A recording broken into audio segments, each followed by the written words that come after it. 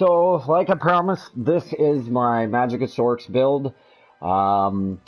If you haven't checked out my PvP video, check it out. I did a fucking great job in a BG, 29 kills, 0 deaths, 927k damage.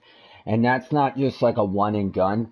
I've done a lot of BGs that way. It's just that was the best one. It was a team deathmatch, so that's why I pushed for it. I only grabbed the buff one time right at the end of the video.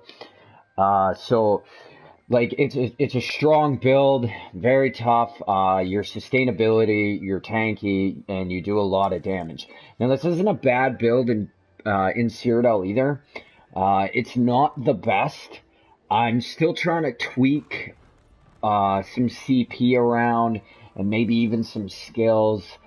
It might even be one of the armor sets. It might be. So I'm hoping to put up another video of my mag sorc, but more of a Cyrodiil open world kind of build. But this build does work in Cyrodiil. It's way better in BGs. It's unstoppable in BGs. So I'm gonna kind of go through the build rather quickly for those who have experience, and then I will touch base for those without experience a little bit more, and we'll go back through in more of a detailed explanation. So we're gonna dive right into skills. So we're using Haunting Curse, Endless Fury, Hardened Ward, Crystal Frag, Flame Reach, Shooting Star, Degeneration, Dark Conversion, Harness Magicka, Healing Ward, Streak, Suppression Field, and that's it for the skills. Into our inventory, running on the front bar, we're running an Inferno Staff of Torix Pact, which we're only just running just that staff. So when we're on our front bar, it's 129 spell damage. We're running Lich Restoration Staff on our back bar. So on our front bar, we're only running 3. Our back bar, when we activated our ability, gives us our 1000 recovery for 20 seconds. So that's only necessary on our back bar. I prefer defending. The defense is a little bit more better, I find. And obviously a Nirnhone Destro Staff. Infernal Guardian. I don't know why this isn't legendary. As our monster set. Spinners. Infused big pieces for more max magicka.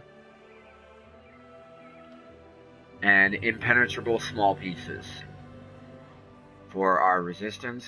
There's Infernal Guardian again. Spinners, spinners, spinners. And all 3 Lich. 174 spell damage on all 3. Still running Arcane. Still the best for sorc, because the more magic you have, the more shields you get. Running Tri-Stat Food. Tri-Stat Food with the Apprentice Mundus Stone, I almost said Astronaut. And that's our baseline stats. So that's front bar. And this is all unbuffed outside of Cyrodiil. I just got a text message. You probably heard that. Now we're going to go into CP. My TV's a little loud. You may have heard that. So we'll go into CP here. Stop whenever you feel necessary. And CP, like I said, I'm still trying to configure some things around. Not really sure how to which exactly will maximize my stuff. The build is still strong in Cyrodiil, but it's not as strong as I feel it should be. So that's the CP. Feel free to maybe even comment or send me a screenshot of your CP layout on a magicka sorc that you feel is a little more stronger, and I might try it out for myself. Like I said, it's only just moving a few things around. Most of it's set up pretty good. I find the thief trees are good. I don't really feel that my recoveries or my break frees or my dodge rolls are expensive. I find them very good and positioned there.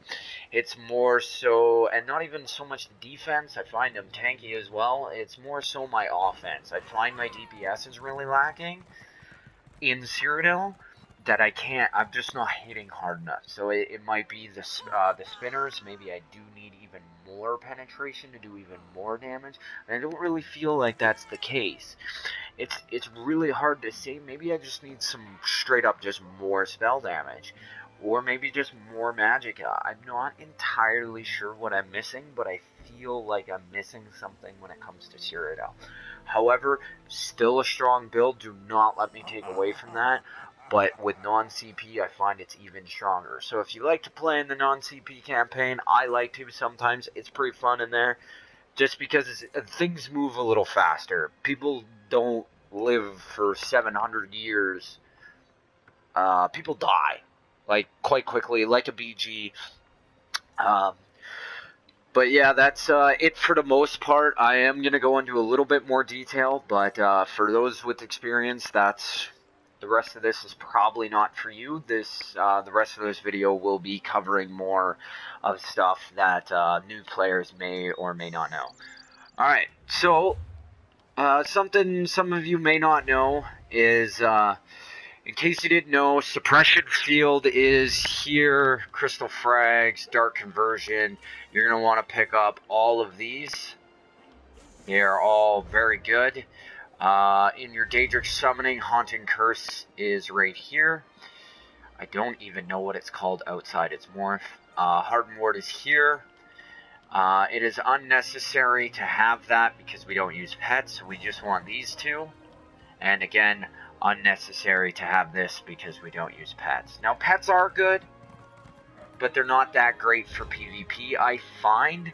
Just because I find that they're more annoying and you can't really control where they go. They kind of attack sporadically and randomly. You don't really control them very well. Just my thought. Endless Fury is here. Streak is here. And we're going to want all of these. So all those as well. In your light armor, this is where your Harness Magicka is. You can use the other form, Alonement, but I prefer Harness Magicka. You're going to want every single one of these as well. Remember that the last two pieces are only valid with 5. So, because we are running a 1 heavy, 1 medium, 5 light build, we also pick up our heavy here, which will give us a 1 slot for each piece. Now, the only reason why we're wanting 1 heavy, 1 medium, 1 light, or 5 light, sorry, not 1 light, but we're getting the 111 is specifically for the Undaunted skill line, and it is here. So for each different one, we get 6% because we want more max stats. Max stats are awesome for sorc. If you don't have the Undaunted max out, I suggest not running that. I suggest 2 heavy, 5 light. That will actually give you more health. It'll give you a couple other things, more resistance, and you'll get another one of these more bonuses. So your max health will be 4%, your health recovery will be increased by 8%, and your physical resistance and spell resistance will get another 362 on top of the original armor bonus. So that is some extra stuff. Now in the Mages Guild, there's your Shooting Star. You have to reach level 10 in your Mages Guild in order to get this by farming lore books. It is a giant pain in the ass. A substitute for this is Run Overload. you could run Dawnbreaker, which is a little easier to get. I know it's physical damage, but still nonetheless. An easy one to get as well, which kills a lot of people, but people hate you for it, is in your Soul Magic, and that is Soul Strike. It's channeled ability. You cannot be interrupted or disabled for the first 2 seconds of this ability. So the other 0.9 of a second will do, well,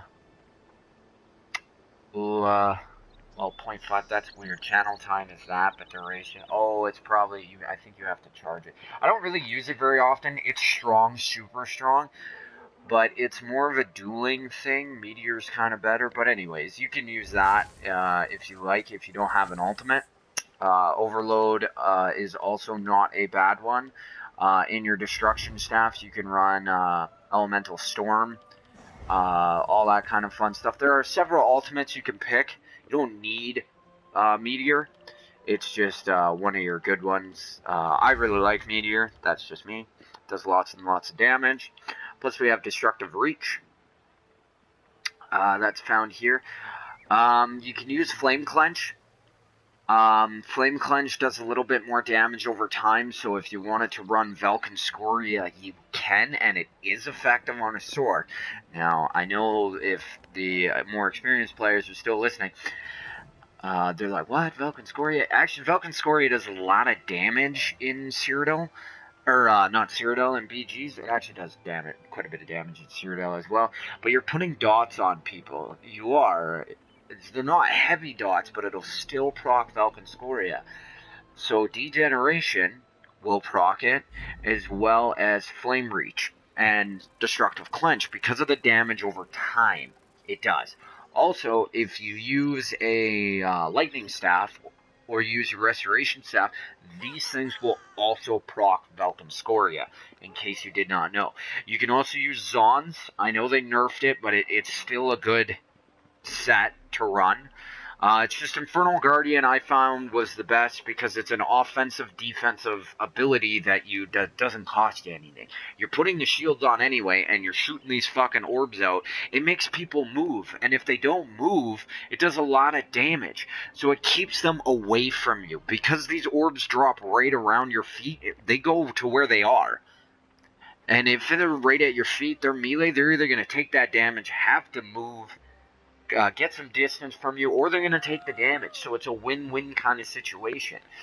Especially when you have multiple people attacking you, these orbs are just going down. And then when all these orbs are going off, you streak, they're stunned, they're taking that damage right now. So there is a method to my madness. You're going to want all of these as well. These are all very, very good.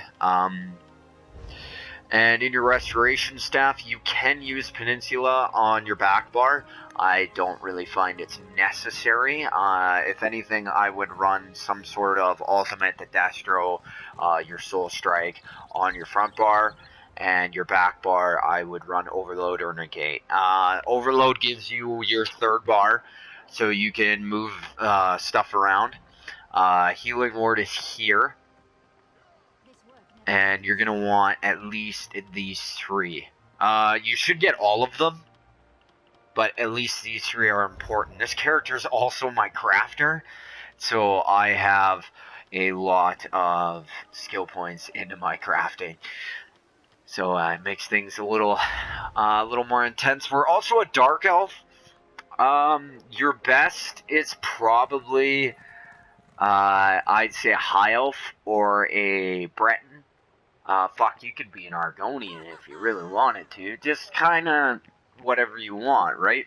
I made this guy, first character, I made him a Dark Elf. I haven't changed him. I liked it. That's why I use Shooting Star for the flame damage, all that stuff.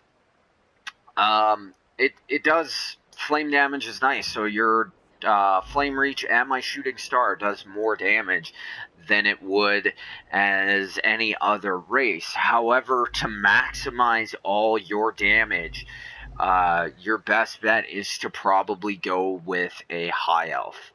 Like I said, a Breton's good too. They get more spell resistance and stuff like that. So these are all good things as well.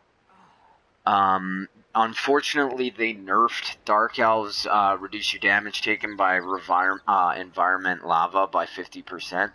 That used to be a lot stronger, and same with flame resistance is, they finally put a number. It used to just say flame resistance, but they did kind of buff this a little bit because you gain immunity to the burning status effect. So that's one less damage over time you are taking from a lot of people. Now, I don't know if you fight a lot of Dragon Knights, but Dragon Knights can be fucking assholes. And that also works for your destructive reach and stuff. Not flame reach, sorry, but just flame clench. Puts on the burning status effect. If you're a Dark Elf, you don't get it. It's a little bit of extra stuff you may not know. You're also going to want to have these for Cyrodiil. This also works in BGs. So does this. Support, you only really need these two. And they're all effective in BGs, but obviously there's no keeps and no real points to take.